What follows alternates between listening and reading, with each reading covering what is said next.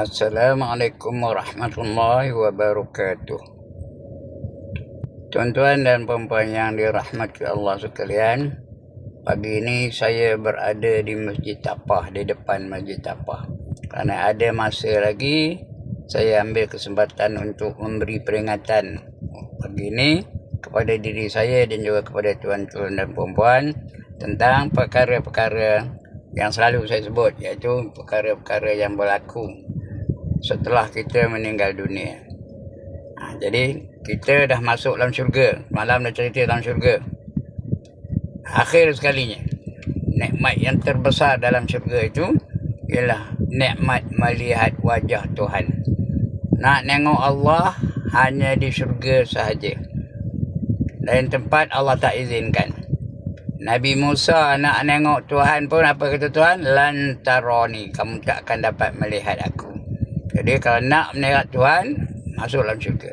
Saya semalam dah cerita tentang Nabi-Nabi dan Rasul-Rasul yang dipanggil oleh Allah, dan mereka membaca kitab-kitab yang diturunkan oleh Allah kepada mereka, daripada Nabi Musa, Nabi Isa, Nabi Daud dan juga Nabi kita Muhammad sallallahu alaihi wasallam.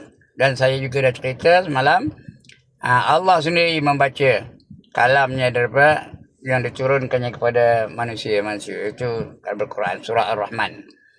Jadi lepas itu Allah tanya kita, mahukah kamu aku bukakan hijab supaya kamu dapat melihat wajah aku?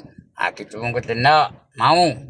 Lalu Allah bukakan hijab, maka ketika itu dapatlah kita melihat wajah Allah Ta'ala. Inilah merupakan nikmat yang paling besar.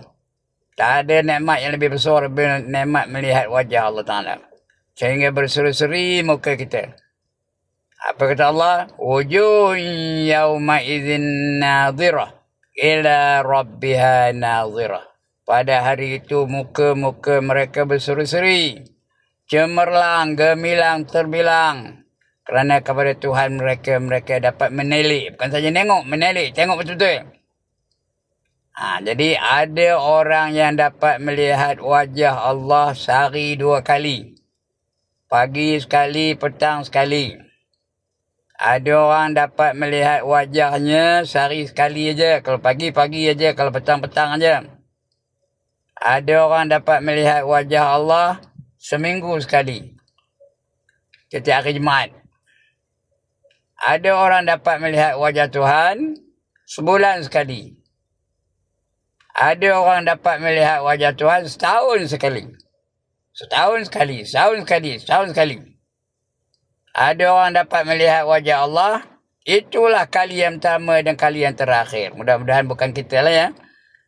Kerana ikut amalan dalam dunia ni. Ikut kalau banyak kuat amalannya, 2 kali sehari dapat melihat wajah Allah. Itulah merupakan nikmat yang paling agung. Nikmat yang paling hebat. Nikmat yang paling bagus. Yang paling canggih. Iaitu dapat melihat wajah Allah. Mudah-mudahan kita masuk dalam golongan itu. Sekian untuk peringatan untuk pagi ini. Assalamualaikum warahmatullahi wabarakatuh.